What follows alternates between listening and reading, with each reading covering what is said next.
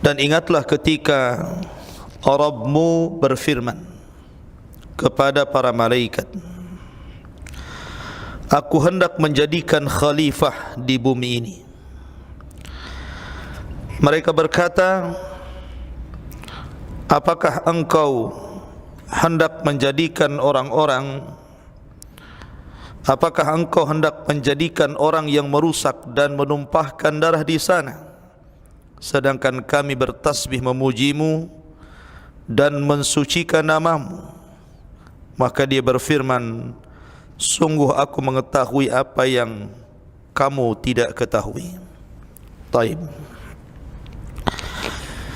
Di dalam surah Al-Baqarah ayat 30 ini menceritakan kepada kita tentang kisah Nabiullah Adam alaihi salatu wassalam dan sujudnya para malaikat dan juga keengganan iblis untuk sujud kepada Adam. Kita tahu bahawa Adam alaihi salatu wassalam adalah Abul Bashar, bapaknya manusia. Sebelum Allah subhanahu wa ta'ala menciptakan Adam, maka makhluk yang pertama dari makhluk-makhluk Allah yang berakal yang Allah ciptakan adalah para malaikat dulu. Setelah Allah menciptakan malaikat, baru Allah ciptakan jin. Setelah Allah ciptakan jin, baru Allah ciptakan manusia. Dan itu berdasarkan tartib dari hadis-hadis Nabi SAW. Khuliqatil malaikatu min nur wa khuliqatil jan min marijim min nar wa khuliqa Adam kama wusifa lakum. Rasul SAW mengatakan bahawa diciptakan malaikat dari api, diciptakan jin dari ujung nyala api, diciptakan malaikat dari cahaya, diciptakan jin dari ujung nyala api, dan diciptakan Adam sebagaimana yang disifatkan kepada kalian.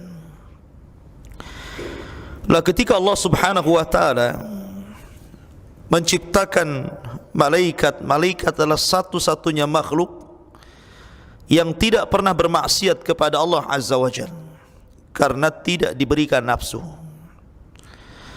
Sehingga apapun yang diperintahkan Allah subhanahu wa ta'ala, maka Allah sifatkan mereka wa yaf'aluna ma yu'marun. Mereka melakukan apapun yang diperintahkan Allah subhanahu wa ta'ala. Berbeda dengan makhluk yang kedua, jin, kemudian manusia. Jin adalah makhluk yang kedua yang Allah subhanahu wa ta'ala ciptakan, dan Allah subhanahu wa ta'ala berikan tempat di permukaan bumi. Dahulu bumi ini, sebelum Allah subhanahu wa ta'ala berikan kepada manusia, bumi ini dihuni jin. Semua bangsa jin itu menghuni bumi. Tetapi karena tabiat jin itu lebih banyak yang jahat dibandingkan yang baik, lebih banyak yang tidak saleh dibandingkan yang saleh, lebih banyak membangkang kepada Allah dibandingkan taat kepada Allah, sehingga kehidupan mereka tidak sebagaimana kehidupan manusia. Kerusakan mereka lebih banyak dibandingkan memperbaikinya, sehingga banyak tumpah darah di antara mereka, banyak berperang, rebutan kekuasaan, dan begitu seterusnya. Sampai akhirnya Allah subhanahu wa ta'ala hendak memperbaiki kehidupan mereka dengan cara mengutus jin yang paling soleh di antara mereka untuk memperbaiki mereka. Karena tidak ada Nabi dan Rasul dari kalangan jin. Nabi dan Rasul itu dari kalangan manusia. Sehingga yang ada jin yang saleh. Sebagaimana Allah subhanahu wa ta'ala menyebutkan dalam suratul jin, wa inna minna salihuna wa minna duna dhalik kunna tara'iqa qidada. Di antara kami jin itu ada yang saleh, tetapi ada juga jin yang tidak saleh. Kami ini bertingkat-tingkat, kata jin. Lah jin yang paling saleh memang tidak disebutkan namanya, tetapi dalam kisah Israiliyat namanya adalah Ajazil. Ada jin yang paling soleh namanya Ajazil. Tidak ada dalam Quran nama Ajazil ataupun dalam hadis Nabi. Nama Ajazil itu muncul dari kisah Israiliyat. Ya. Dan Nabi SAW bersabda, hadithu am bani Israel wala haraj. Tidak mengapa kau kisahkan tentang cerita-cerita Israiliyat selama tidak bertentangan dengan Quran dan Sunnah. Jadi ada jin yang paling soleh, itu namanya Ajazil. Memang dia jin yang paling taat, soleh, ahli ibadah. Sehingga karena ibadahnya yang luar biasa, maka Allah Subhanahu wa taala angkat Ajazil ini ke langit. Sebagaimana para nabi juga banyak diangkat ke langit, seperti Nabi Idris diangkat ke langit. Wa rafa'nahu makanan 'aliyya, kami angkat Idris ke tempat yang paling tinggi di langit keempat. Atau Isa bin Maryam juga diangkat ke langit kan. Maka Azazil pun diangkat ke langit, kemudian diberikan tempat di langit di alam para malaikat. Bahkan ada yang mengatakan Ajazil ini bahkan sempat menjadi bendahara sorga, tinggal di sorga, menjaga sorga, hidup di alam malaikat. Ya. Maka Azazil ini ditugaskan oleh Allah Subhanahu wa taala untuk menjadi pembaharu di kalangan bangsa dia sendiri, bangsa jin, dengan diutusnya para malaikat sebagai tentaranya. Maka Azazil pun kemudian mulai menertibkan bangsa jin yang ada di permukaan bumi ini dengan tentara para malaikat, dan berhasil. Maka jin-jin yang jahat, jin-jin yang tidak bisa diatur, dipenjarakan di tengah lautan. Sebagian mereka dibuang ke hutan-hutan. Ya. Lah karena kesuksesan Ajazil inilah, akhirnya maka Ajazil kemudian diberikan tempat di langit bersama para malaikat. Sampai akhirnya Allah Subhanahu wa taala kemudian menghendaki untuk menciptakan Adam. Ya. Di sini Allah Subhanahu wa taala berfirman, wa idh qala rabbuka lil malaikati inni ja'ilun fil ardi khalifah. Dan ketika Rabbmu berfirman kepada para malaikat, sesungguhnya aku hendak menjadikan di bumi ini khalifah. Khalifah itu artinya makhluk yang bergenerasi. Makna khalifah itu yakhlufu ba'duhu ba'dah, makhluk yang bergenerasi. Jadi tidak sampai kepada Adam, setelah Adam wafat tidak ada generasinya, tidak. Bahkan sekalipun Adam wafat, ada generasi anak-anaknya, cucu-cucunya, cicit-cicitnya, dan begitu seterusnya. Itulah makna daripada khalifah.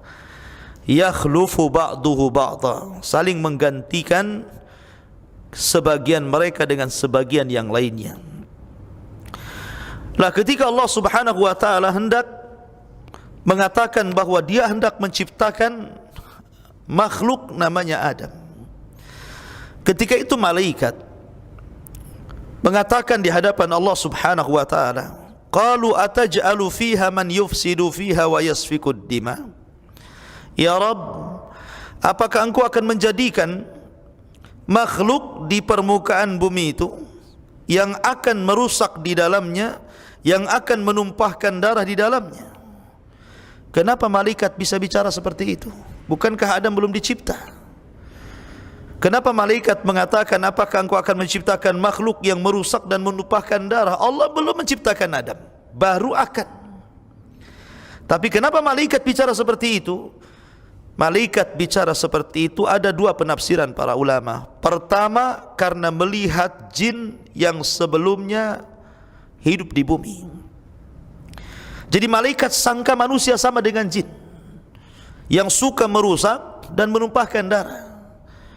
Sehingga ketika Allah Subhanahu wa taala mengatakan saya akan ciptakan Adam, malaikat mengatakan apakah engkau akan menjadikan di bumi ini perusak lagi dan penumpah darah, sebagaimana sebelumnya ada makhluk yang seperti itu dari kalangan jin.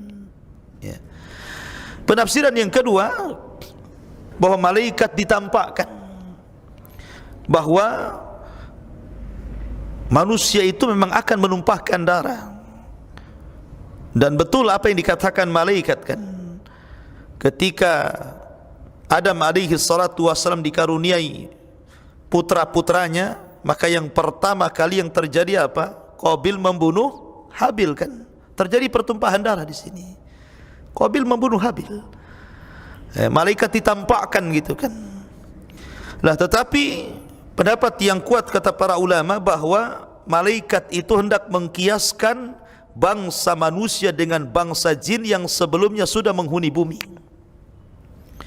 Seolah-olah manusia itu sama dengan jin. Dulu jin pernah menghuni bumi, merusak, berperang, menumpahkan darah. Lah apakah kemudian Allah akan ciptakan lagi? Seolah-olah malaikat mengatakan sudah begini saja. Bumi itu tidak perlu lagi ada penghuni. Biar kami turun ke bumi, kata malaikat. Nanti kami yang bertasbih, kami yang akan memuji, kami yang akan mensucikan kamu. Sebagaimana kami beribadah di langit, kami juga akan beribadah di bumi. Sehingga langit dan bumi itu penuh dengan tasbih dan tahmid. Makanya malaikat mengatakan, wa nahnu nusabbihu bihamdika wa nuqaddisu lak. Sementara kami bertasbih kepadamu ya Rabb, dan kami juga membersihkan dirimu ya Rabb.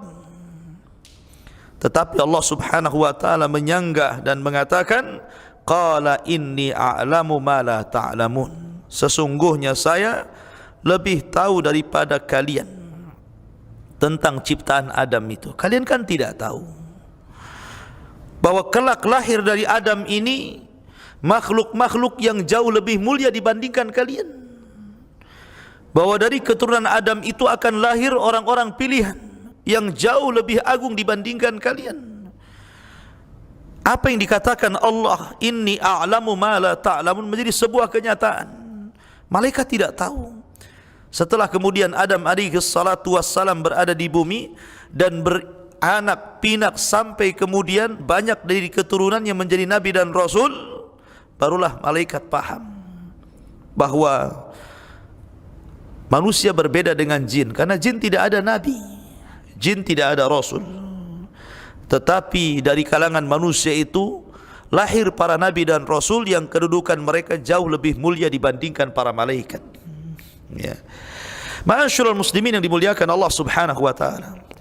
Maka mulailah kemudian Allah subhanahu wa ta'ala memerintahkan malaikat di langit untuk turun ke bumi.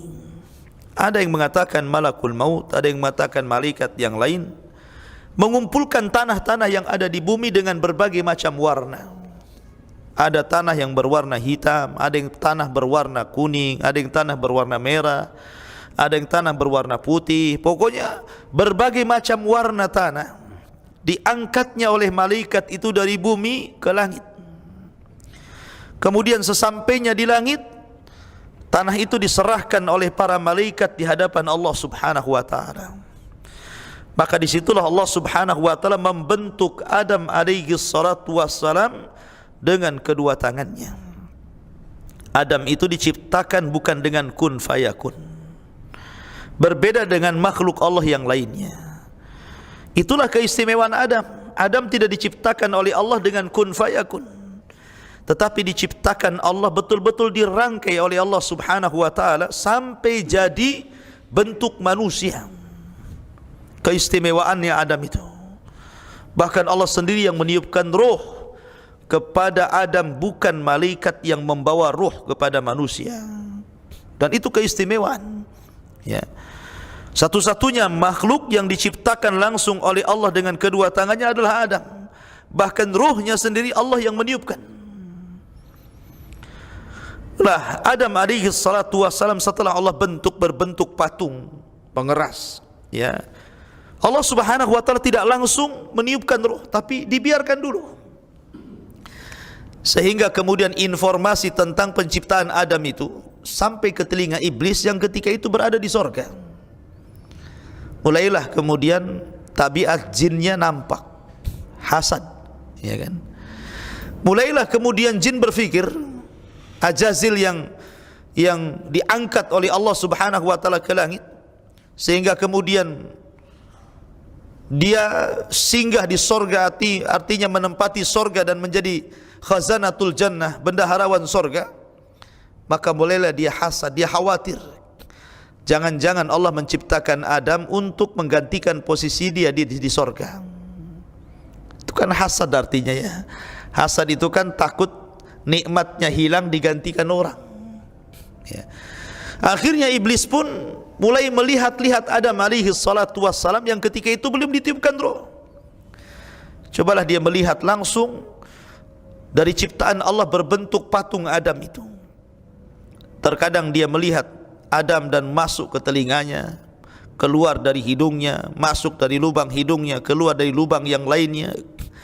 Sehingga iblis mengatakan, atau Azazil mengatakan, sungguh ini makhluk yang lemah. Makhluk yang lemah karena berongga. Lau sullitu alayya la uhlikanna. Kalau seandainya Allah kuasakan orang ini, makhluk ini, kuhancurkan dia. Lihat, dari sini sudah ada hasadnya. Kalau si Adam ini dikuasakan kepada aku, kuhancurkan dia. Akhirnya kemudian iblis pun merasa bahwa itu makhluk yang lemah, maka dia pun meninggalkannya. Sampai pada waktunya Allah subhanahu wa ta'ala mengumpulkan seluruh malaikat yang ada di langit, dan juga jin ataupun ajazil, jin yang saleh yang berada di langit itu, yang bersama para malaikat juga ikut di situ, berbaris bersama para malaikat. Karena Allah subhanahu wa ta'ala akan membuat peristiwa yang sangat menakjubkan, meniupkan ruh kepada jasad Adam alaihi salatu wassalam. Semua malaikat berbaris, ya. Maka disitulah kemudian Allah subhanahu wa ta'ala mulai meniupkan ruh kepada Adam alaihi salatu wassalam. Maka ketika ruh sudah sampai di tenggorokan Adam, sampai di tenggorokan, belum lagi sampai ke dadanya, maka Adam alaihi salatu wassalam tiba-tiba bersin dan mengucapkan Alhamdulillah. Maka seluruh malaikat yang menyaksikan kemudian menjawab bersinnya Adam dengan mengatakan, Yarhamuka Rabbuk, semoga Rabb merahmati dirimu. Makanya dari sini kalau ada orang bersin mengucapkan Alhamdulillah, maka jangan diam saja, tetapi kita katakan Yarhamukallah, ya. Kemudian setelah Adam alaihi salatu wassalam, ruhnya terus sampai ke bawah. Dia melihat ada sebuah pohon dan banyak buah-buahan. Dia tidak sabar, ruhnya aja belum sampai ke kakinya, tetapi mulutnya sudah mau memakan buah-buahan itu, sudah meronta-ronta ingin makan buah. Dari sini menunjukkan bahwa turunan Adam itu isti'jal, terburu-buru, ya. Manusia itu makhluk yang terburu-buru, ya. Sampai akhirnya kemudian betul-betul ruh itu sampai kepada Adam, artinya sampai ke, dari kaki sampai ke kepala, betul-betul sudah terbentuk jasad dan ruh Adam alaihi salatu wassalam. Maka Allah subhanahu wa ta'ala berfirman di dalam Al-Quranul Karim supaya malaikat sujud kepada Adam. Di sini Allah subhanahu wa ta'ala mengatakan, wa 'allama Adam al-asma'a kullaha thumma aradahum 'alal malaikah faqala anbi'uni bi asma'i haula'i in kuntum shadiqin. Dan dia ajarkan kepada Adam nama-nama benda semuanya. Sebagian ulama mengatakan maksudnya Allah ajarkan semua bahasa kepada Adam. Bahasa apapun Adam tahu. Mau bahasa Inggris, bahasa Hong Kong, bahasa Jepang, bahasa Padang, bahasa Madura, semua bisa. Adam itu bisa bicara dengan bahasa apapun. Yang jelas bahasa yang diucapkan oleh turunannya, ya, sampai kiamat. Ya, karena Adam diberikan oleh Allah subhanahu wa ta'ala ilmu, diajarkan semua nama, ya, nama itu kan terkait dengan bahasa. Jadi Adam itu menguasai semua bahasa. Bahasa apa saja dia tahu. Yang penting bahasa yang diucapkan oleh cucunya, anak-anak turunannya. Kan semua manusia itu kan anak turunan Adam kan gitu. Baik orang Jepang ngomong bahasa Jepang, ya, orang Indonesia ngomong bahasa Indonesia, orang Inggris ngomong bahasa Inggris, itu kan semua turunan Adam. Sehingga apapun bahasa yang diucapkan manusia, Adam tahu, Adam paham. Kalau Adam hidup di zaman sekarang, dia ngomong sama orang Inggris pakai bahasa Inggris, ngomong sama orang Cina ya bahasa Cina, ngomong sama orang Madura ya bahasa Madura gitu ya. Karena Adam paham dengan bahasa.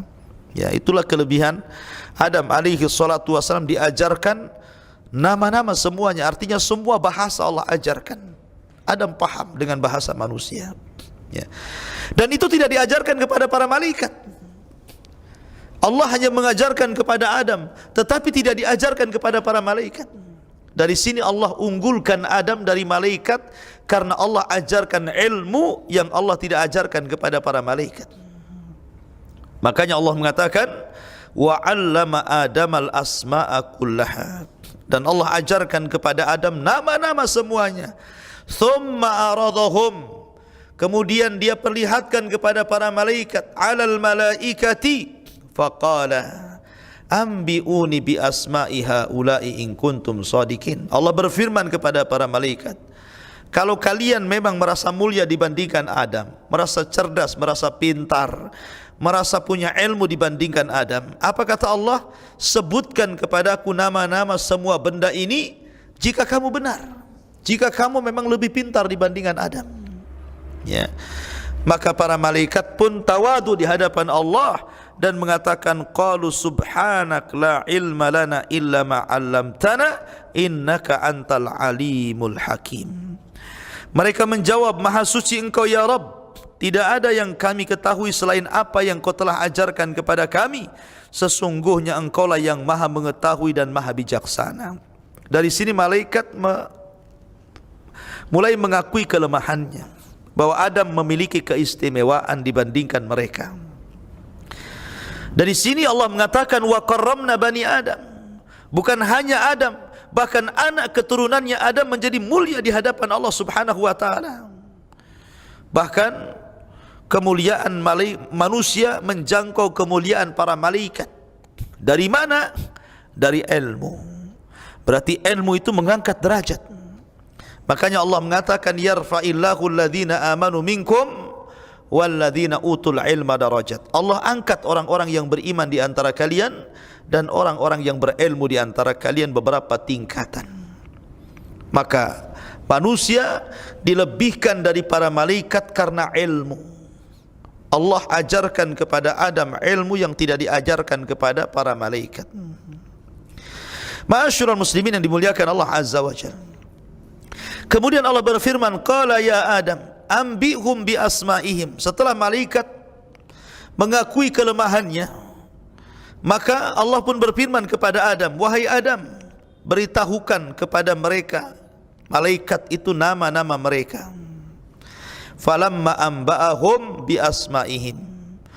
Ketika Adam menyebutkan nama-nama tersebut karena pengetahuan yang Allah anugerahkan kepada Adam, dia pun berfirman, inni a'lamu ghaibas samawati wal ar wa a'lamu ma tubduna wa ma kuntum taktumun.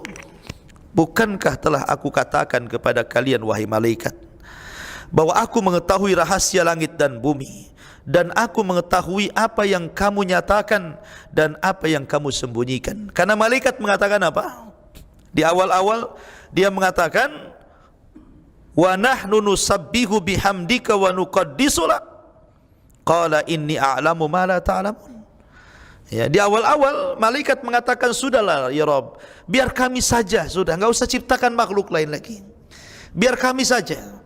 Kami akan memujimu, kami akan bertasbih kepadamu, kami akan mensucikan kamu. Kalau perlu kami akan bertasbih di bumi. Biar bumi dan langit bergema dengan tasbih.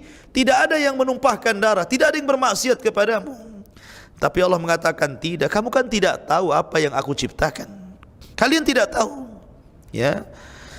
Disilah maka Allah mengatakan kepada malaikat, bukankah aku katakan kepada kalian, saya ini lebih mengetahui tentang kegaiban langit dan bumi, dan saya mengetahui apa yang tampak dan yang tersembunyi.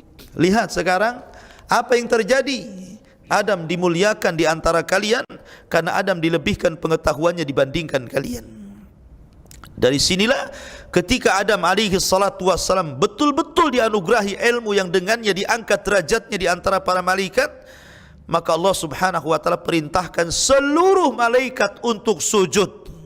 Setelah mereka tahu keistimewaan Adam dibandingkan mereka, maka Allah mengatakan, wa id qulna lil malaikati isjudu li Adam fasajadu illa iblis aba wastakbara wa kana minal kafirin. Maka ingatlah ketika kami berfirman kepada para malaikat, sujudlah kalian kepada Adam. Maka mereka pun sujud kecuali iblis.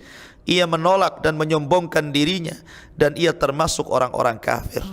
Jadi ketika Allah memerintahkan para malaikat sujud kepada Adam, iblis hadir di situ. Ya. Tetapi seluruh malaikat sujud, tiba-tiba iblis enggan sujud. Sujudnya malaikat kepada Adam bukan kepada jasadnya, tapi kepada ruh yang dimasukkan kepada jasad Adam. Karena kemuliaan manusia itu ketika ada ruhnya. Manusia itu kalau ada ruhnya mulia dia, tapi kalau tidak ada ruhnya manusia tidak akan mulia. Coba saja lihat presiden hari ini dimuliakan manusia. Coba ketika ruhnya dicabut, sehingga ruhnya tidak ada di jasadnya, tinggal jasadnya terbujur kaku jadi bangkai, jadi jasad yang tanpa ruh. Apa yang terjadi? Siapa yang memuliakan dia? Tidak ada. Pakaiannya pun diberikan kain kafan, ya kan, diangkat ke keranda, dimasukkan ke lubang yang hanya 1-2 meter begitu. Tidak ada mulianya. Tetapi ketika jasad itu ditiupkan ruh, maka jasad yang tadinya tidak mulia jadi mulia. Maka lihat manusia yang terangkai antara jasad dan ruh, mereka dimuliakan orang. Pakaiannya saja berbagai macam, ya, kecerdasannya diberikan, kemuliaannya diberikan. Maka malaikat ketika Adam dimuliakan dengan ditiupkan ruh, maka mereka pun sujud. Bukan sujud ibadah ya, tetapi sujud penghormatan. Karena tidak boleh sujud ibadah kecuali diberikan kepada Allah. Syirik, tidak boleh menyekutukan Allah, sujud kepada selain Allah. Maksudnya di sini adalah sujud penghormatan. Mungkin kalau tentara itu ya dengan mengangkat tangan diletakkan di kepala gitu ya. Tapi begitulah menghormati para malaikat kepada Adam dengan cara sujud. Fasajadu illa iblis, kecuali iblis. Disinilah permulaan pembangkangan iblis kepada Allah Subhanahu wa taala. Ajazil adalah jin yang paling saleh.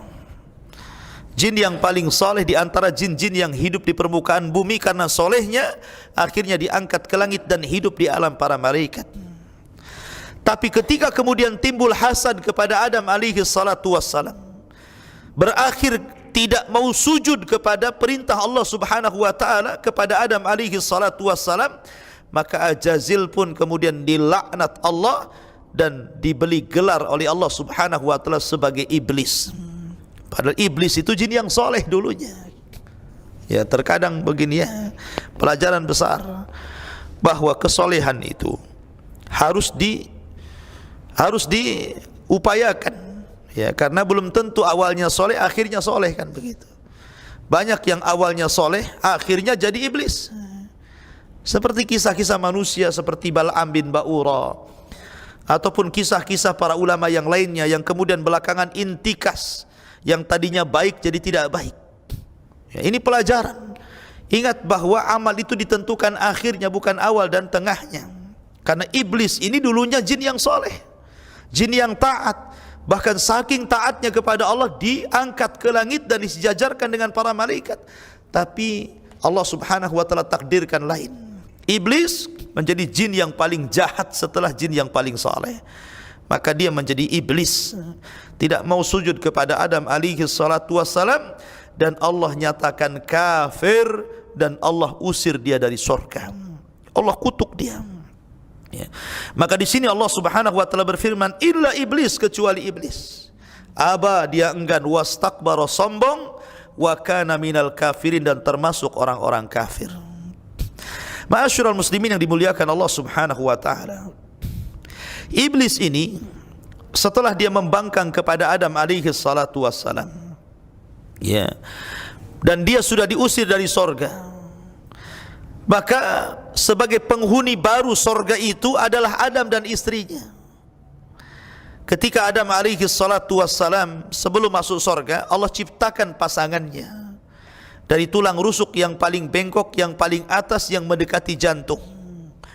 Setelah Adam alaihi salatu wassalam tertidur, kemudian terbangun, di sampingnya ada Hawa, maka Allah Subhanahu wa taala berfirman, wa qulna ya adamuskun anta wa zaujukal jannah, dan kami katakan kepada Adam, wahai Adam, bawalah istrimu, masuklah ke dalam sorga. Wa kula min haragadan haitsu syi'tuma, silahkan makanlah dengan apapun yang kau dapati di sorga itu. Makan apapun yang ada di sorga, minum apapun yang ada di sorga. Kemudian Allah mengatakan wala taqraba hadhihi syajarah fatakuna minadh dhalimin, kecuali yang ini. Jangan dekat-dekat kepada pohon itu, nanti kau akan nyesal. Engkau akan termasuk orang yang zalim. Semua halal bagimu kecuali yang ini. Maksudnya pohon larangan. Maka setelah Adam alaihi salatu wassalam menggantikan iblis di sorga, dan iblis sudah diusir di luar sorga, ya, maka mulailah hasadnya semakin kuat. Semakin kuat iblis ini hasadnya. Kenapa? Ya bagaimana tidak, dulu dia di sorga, kemudian diusir dari sorga, dipindah pula Adam ke dalam sorga. Orang hasad kan begitu ya, ketika kenikmatannya hilang, justru kenikmatan orang-orang lain makin bertambah, sakitnya makin parah tuh orang hasad tuh, ya. Akhirnya kemudian iblis pun dalam sebuah riwayat, wallahu alam, ini riwayat Israiliyat, iblis pun kemudian bolak-balik masuk sorga. Dengan cara apa? Jadi ada ular dalam cerita Israiliyat itu yang keluar masuk sorga. Maka iblis pun kemudian menumpang di ular itu, masuk ke jalan darahnya, kemudian masuk ke dalam sorga lewat ular yang keluar masuk sorga itu. Karena di sorga itu kan ada binatang, ya. Akhirnya kemudian setelah dia berhasil masuk ke dalam sorga, pertanyaannya kenapa Allah tidak cegat? Bukankah Allah tahu bahwa iblis akan merusak di sorga? Allah tahu bahwa Adam akan dijebak oleh iblis di sorga. Kenapa Allah diam saja? Ingat bahwa Allah subhanahu wa ta'ala sudah mengatakan kepada para malaikat, wa idh qala rabbuka lil malaikati inni ja'ilun fil ardi khalifah. Karena Allah akan menciptakan makhluk di bumi, bukan di sorga. Adam harus ke bumi kan, ya. Makanya kemudian dibiarkan iblis masuk ke dalam sorga. Karena Allah kalau menghendaki sesuatu, Allah tumbuhkan sebabnya, ya. Allah tumbuhkan sebabnya, Allah buat sebabnya, Allah biarkan itu, ya. Karena memang Adam itu diciptakan Allah untuk di bumi, bukan untuk di sorga. Makanya ketika iblis masuk ke dalam sorga, Allah mendiamkan saja. Allah tidak katakan kepada Adam, hati-hati, itu iblis itu kan begitu. Maka iblis pun setelah masuk ke dalam sorga, dia pun menjelma sebagaimana manusia yang saleh. Tasyakul, itulah kelebihan jin, bisa tasyakul, bisa menyerupai manusia, ya. Dia bisa berbentuk manusia seperti dalam perang di dari Nadwah, ya, ketika membunuh Nabi, ketika ada rencana membunuh Nabi SAW, berkumpul tokoh 12 kafir Quraisy di Darun Nadwah. Tiba-tiba ada seorang kakek dari Najd, rupanya jelmaan jin yang ikut rapat dalam rangka untuk merencanakan pembunuhan terhadap Nabi SAW sebelum hijrah, ya kan? Jadi ada setan iblis menjelma manusia ikut rapat di situ. Bayangkan kalau rapat ada jinnya, ada iblisnya, kan kacau tuh kan begitu, ya. Nah, akhirnya kemudian di sorga pun iblis menjelma sebagai orang soleh. Mulailah dia kenalan dengan Adam. Lama dia kenalan dengan Adam. Akhirnya mulailah iblis itu langkah yang pertama kali memberikan was-was. Memberikan was-was kepada Adam. Makanya Allah mengatakan fawaswasa lahumas syaitan. Maka setan memberikan was-was, iblis memberikan was-was kepada Adam, ya. Suruh membangkang perintah Allah Subhanahu wa taala dengan cara apa? Dengan cara memakan buah larangan. Ya, suruh dekati itu buah enak. Dekatlah sana. Ya, kenapa Allah Subhanahu wa taala tidak boleh melarang mendekati pohon itu? Karena pohon itu enak sekali rasanya. Cobalah kau dekat-dekat, rasakan satu saja. Pokoknya dikasih was-was gitu kan. Tetapi was-was syaitan tidak berguna. Adam tetap saja kuat imannya, Hawa juga sama. Ketika langkah pertama iblis tidak sanggup menggoda Adam dengan cara was-was, maka iblis pun naik kepada langkah berikutnya dengan cara qasam, dengan cara sumpah. Ingat, mereka itu banyak langkah yang bisa mereka lakukan. Makanya Allah mengatakan wala tattabi'u khutuwatis syaitan. Jangan kau ikut langkah-langkah setan, karena mereka banyak langkahnya, ya. Ketika dengan cara was-was tidak bisa nih, mulailah mereka dengan cara sumpah. Maka Allah mengatakan wa qasamahuma inni lakuma laminan nasihin. Maka iblis datang kepada Adam, ya Adam, wallahi demi Allah, katanya, sesungguhnya saya datang kepadamu sebagai pemberi nasihat. Inni lakum malaminan nasihin. Saya bagi kalian berdua itu adalah orang yang akan memberikan nasihat. Tentu Adam alaihi salatu wassalam tidak menyangka kalau di alam para malaikat, apalagi di sorga, ada orang bersumpah untuk sebuah kedustaan. Itu mustahil. Ini kan di sorga, di alam malaikat, tidak mungkin orang bersumpah untuk sebuah kedustaan, karena sebelumnya belum ada sumpah menyebut nama Allah subhanahu wa ta'ala, wallahi demi Allah, ya kan? Rupanya Adam alaihi salatu wassalam terkecoh karena melihat tidak mungkin di alam malaikat, di sorga orang bersumpah untuk sebuah kedustaan, mustahil. Ya, disitulah Adam akhirnya terkecoh dengan sumpahnya iblis ketika mengatakan, demi Allah wahai Adam, saya ini sebagai penasehat bagi kalian. Kenapa Allah melarang engkau dekat-dekat pohon itu?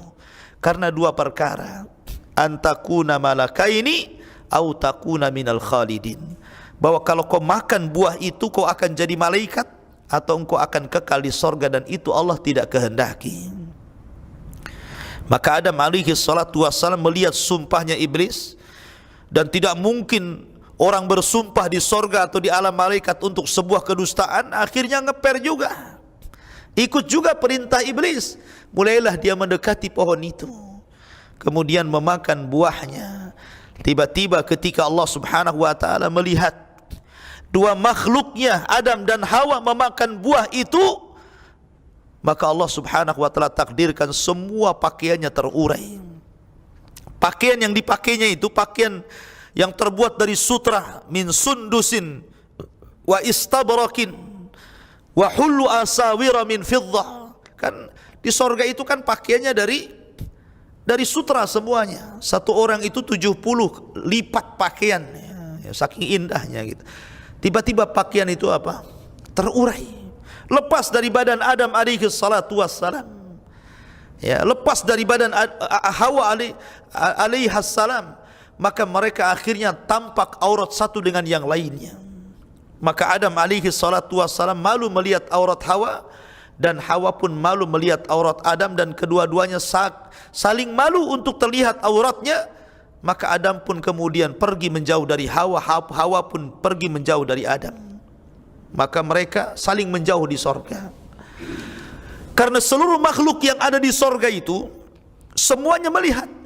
Makhluk yang ada di sorga itu semua bisa bicara, lain dengan makhluk yang ada di bumi.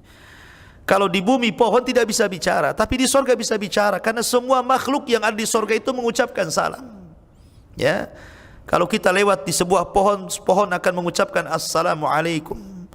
Ya, kalau kita lewat di sebuah batu, batu akan mengucapkan assalamualaikum, karena ucapan di sorga itu semua salam. Sehingga Adam tidak bisa sembunyi di mana saja dia bersembunyi, di situ bisa bicara makhluk sorga itu.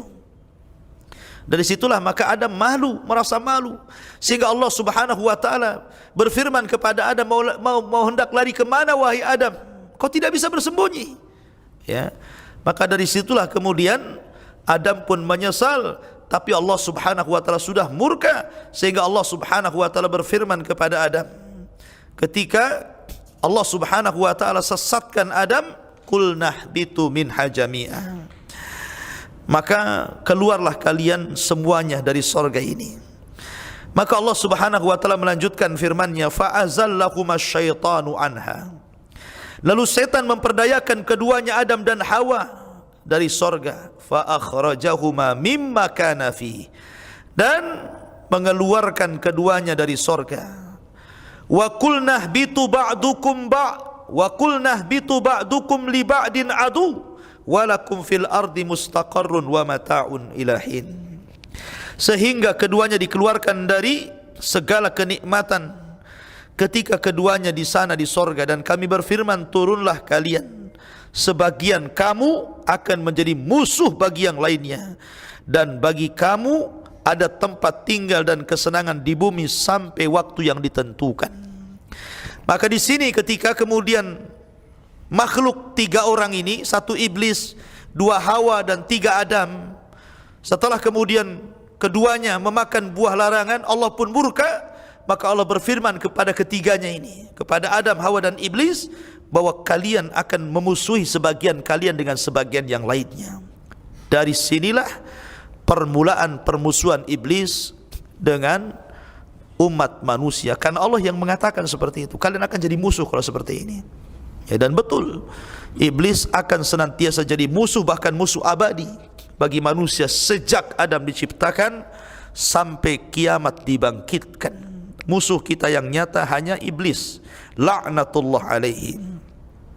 Kemudian Allah mengatakan, fatalaqa Adamu min rabbihi kalimatin fataba alaihi innahu huwat tawwabur rahim. Kemudian Adam menerima beberapa kalimat dari Tuhannya, lalu dia pun menerima taubatnya. Sesungguhnya Allah Maha menerima taubat dan Maha penyayang. Ada yang mengatakan ketika Allah Subhanahu wa taala turunkan Adam dari sorga, maka Adam diturunkan di Sri Lanka. Di Sri Lanka, daerah Sri Lanka. Ya. Tetapi Hawa diturunkan di Jeddah. Ya, di Jeddah, Saudi. Ya. Kemudian, dan itu pendapat yang banyak dikuatkan para ulama, ya, di daerah Hindi, Sri Lanka. Kemudian Hawa di Jeddah. Maka kemudian karena ketika itu belum ada manusia, ya, dan iblis juga diturunkan di bumi juga.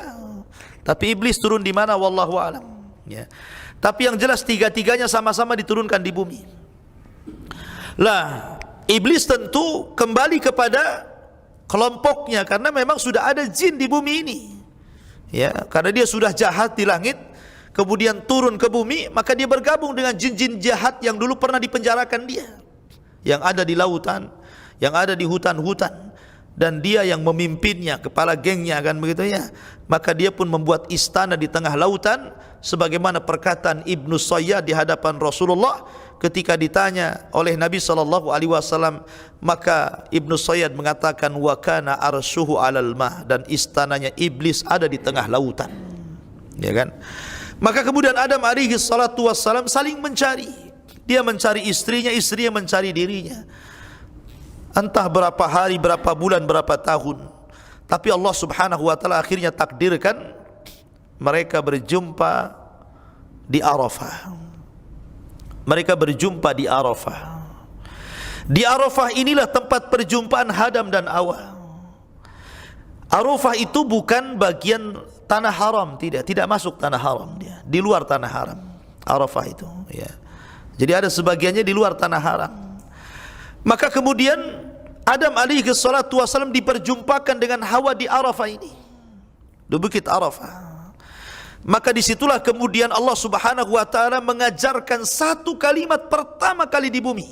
Sebelumnya Allah tidak pernah mengajarkan kalimat. Satu kalimat yang Allah ajarkan pertama kali di bumi kepada Adam dan Hawa untuk diucapkan keduanya. Apa kalimat itu? Kalimat itu, Rabbana zalamna anfusana wa illam taghfir lana wa tarhamna lanakunanna minal khasirin. Ini kalimat pertama yang ada di bumi.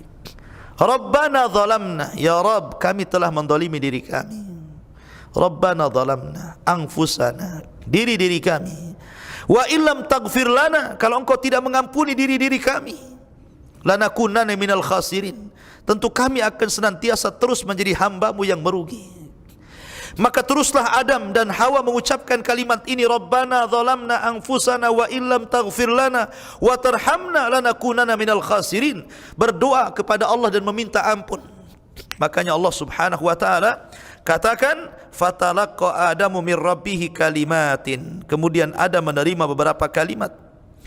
Fataba alaihi, Allah pun menerima taubatnya. Setelah membaca kalimat itu, Allah menerima taubatnya. Innahu huwat tawwabur rahim, dan sungguh Allah Maha penerima taubat lagi Maha penyayang. Ya. Maka dari situlah ketika Allah Subhanahu wa taala menerima taubat Adam dan mengampuni dosa-dosanya. Makanya orang-orang yang haji, kita tahu bahwa haji itu letaknya di Arafah. Kata Rasulullah, al-hajjul Arafah. Haji itu letaknya di Arafah. Maksudnya tempat yang paling mulia di antara manasik-manasik yang lainnya. Pada tanggal 9 Dzulhijjah orang haji itu berada di Arafah sedang wukuf. Maka apabila Allah takdirkan Anda haji, maka mintalah kepada Allah ampunan sebagaimana Adam meminta ampunan di Arafah. Maka siapapun yang datang ke Arafah berlumuran dengan dosa, kemudian meminta ampun kepada Allah, pasti Allah akan ampuni. Sebagaimana Adam alaihi salatu wassalam meminta ampun di Arafah. Setelah Allah subhanahu wa ta'ala kemudian ampuni Adam di Arafah, maka Adam pun kemudian masuk ke tanah suci dengan sudah tidak memiliki dosa. Jadi dia meminta ampun di luar haram, kemudian masuk ke dalam haram, kemudian dia pun mendekati Ka'bah karena Ka'bah sudah dibangun oleh para malaikat sebelumnya. Ya, kemudian dirawat oleh Adam alaihi salatu wassalam untuk menjadi tempat tawafnya, tempat beribadahnya manusia kepada Allah subhanahu wa ta'ala di permukaan bumi. Sampai akhirnya Ka'bah pun hilang, terkubur pondasinya setelah meninggalnya Adam alaihi salatu wassalam, baru kemudian dikeduk lagi, digali lagi, dicari lagi pondasinya di zaman Ibrahim alaihi salatu wassalam. Kemudian setelah ketemu, maka Ibrahim dan Ismail pun meninggikan Ka'bah itu kembali. Maka di sini kemudian Adam diterima taubatnya, akhirnya Adam pun hidup bersama Hawa, dan Allah subhanahu wa ta'ala berikan banyak keturunan. Ada yang mengatakan anak Adam itu 40 orang, 20 laki-laki dan 20 perempuan, karena setiap istrinya melahirkan selalu kembar. Selalu kembar, 20 kali melahirkan, selalu kembar. Laki-laki perempuan, sehingga jumlahnya sampai 40 orang. Dari situlah beranak pinak manusia sampai di zaman Nuh alaihi salatu wassalam. Akhirnya di zaman ini terjadi banjir yang sangat besar sehingga membunuh jiwa banyak orang, sehingga tidak ada manusia kecuali hanya 40 orang. Sebagian riwayat 40 orang di kapalnya Nuh, 3 orang laki-laki putra-putra Nuh, selebihnya kaum wanita. Dan dari situlah maka beranak pinak lagi Bani Adam sampai hari ini, bahkan sampai kiamat dibangkitkan. Makanya 2 nabi itu disebut bapak manusia. Bapak manusia pertama Adam, dan bapak manusia yang kedua Nuh alaihi salatu wassalam. Karena seluruh manusia kembali kepada 3 putri Nuh, 3 putra Nuh, Ham, Syam dan Yafis ibnu Nuh alaihi salatu wassalam. Wallahu alam. Ini di antara kisah Nabi Adam alaihi salatu wassalam. Sudah isya belum? Belum. Kemudian Allah subhanahu wa ta'ala berfirman, Qul nahbitu minha jami'an, fa imma ya'tiyannakum minni hudan faman tabi'a hudaya fala khawfun alaihim walahum yahzanun. Kami berfirman, turunlah kamu wahai Adam, Hawa dan Iblis dari sorga ke bumi. Kemudian jika benar-benar datang petunjukku kepada kamu, maka barang siapa yang mengikuti petunjukku, tidak ada rasa takut pada mereka dan mereka pun tidak akan bersedih hati. Jadi ketika Allah subhanahu wa ta'ala mengusir Adam, Hawa dan Iblis ke bumi, Allah subhanahu wa ta'ala menjanjikan, sesampainya kau di bumi, nanti kuturunkan petunjukku. Nanti kuturunkan petunjukku. Maka siapapun di antara kalian, wahai Adam, wahai Hawa, wahai Iblis, yang mengikuti petunjukku, fala khaufun alaihim walahum yahzanun. Di bumi dia tidak akan merasa takut, di bumi dia tidak akan merasa sedih. Tetapi manusia terbagi menjadi 2. Makhluk Allah di bumi terbagi menjadi 2. Ada yang mengikuti petunjuk Allah, Adam dan Hawa, tapi ada juga yang membangkang kepada petunjuk Allah, Iblis laknatullah alaih. Mulailah di sini ada 2 kelompok, kelompok pengikut petunjuk dan kelompok pembantah petunjuk. Maka Iblis tidak pernah mengikuti petunjuk Allah subhanahu wa ta'ala. Iblis senantiasa membantah dan juga membangkang akan perintah Allah subhanahu wa ta'ala. Tapi Adam mulailah kemudian bertobat dan menerima petunjuk Allah subhanahu wa ta'ala. Maka Adam alaihi salatu wassalam diberikan beberapa lembaran-lembaran suhuf sebagai pedoman hidup di permukaan bumi bersama anak-anaknya. Nah, ketika itulah maka suhuf yang kemudian lembaran-lembaran sebagai pegangan Adam alaihi salatu wassalam diwariskan kepada anaknya bernama Syith, yang berupa 50 lembar itu. Dan itu menjadi pegangan Syith sebagai nabi pertama setelah Adam alaihi salatu wassalam. Kemudian juga Allah subhanahu wa ta'ala angkat setelahnya Idris sebagai nabi sampai kepada Rasul pertama Nuh alaihi salatu wassalam. Makanya kata ahli tafsir mengatakan, maksudnya petunjuk yang Allah subhanahu wa ta'ala turunkan itu apa? Maksudnya petunjuk di sini adalah para rasul, para nabi dan rasul, dan kitab-kitab yang diturunkan Allah subhanahu wa ta'ala kepada mereka. Kalau dulu ada Taurat yang dibawa oleh Nabi Musa alaihi salatu wassalam, maka siapapun di zaman Musa dan turunnya Taurat yang mengikuti Musa dan Taurat, maka tidak akan takut dan tidak akan bersedih hati. Kemudian setelah itu datang Zabur bersama Rasul yang membawanya, Daud alaihi salatu wassalam. Maka siapapun yang ikut Zabur dan perintah Daud, maka Allah katakan fala khaufun alaihim walahum yahzanun, maka tidak perlu takut dan tidak perlu bersedih. Kemudian setelahnya datang Injil bersama Rasul pembawanya Isa, maka siapapun yang mengikuti Injil dan Isa fala khaufun alaihim walahum yahzanun. Dan terakhir turunlah Al-Quran dan pembawanya Rasulullah sallallahu alaihi wasallam. Fa imma ya'tiyannakum minni hudan, maka siapapun yang ikut hudan, petunjuk Al-Quran dan seluruh perintah yang membawanya, maksudnya Rasul sallallahu alaihi wasallam, maka fala khaufun alaihim walahum yahzanun, dia tidak akan takut dan tidak akan bersedih hati. Jadi petunjuk dalam ayat surah Al-Baqarah 38 adalah para rasul, para nabi dan kitab-kitab yang Allah turunkan ke permukaan bumi ini. Itulah petunjuk yang sesungguhnya. Wallahu alam. Ini yang bisa sampaikan. Subhanaka wa bihamdika asyhadu an la ilaha illa anta astaghfiruka wa atubu ilaik. Allahu ta'ala alam. Assalamualaikum warahmatullahi wabarakatuh.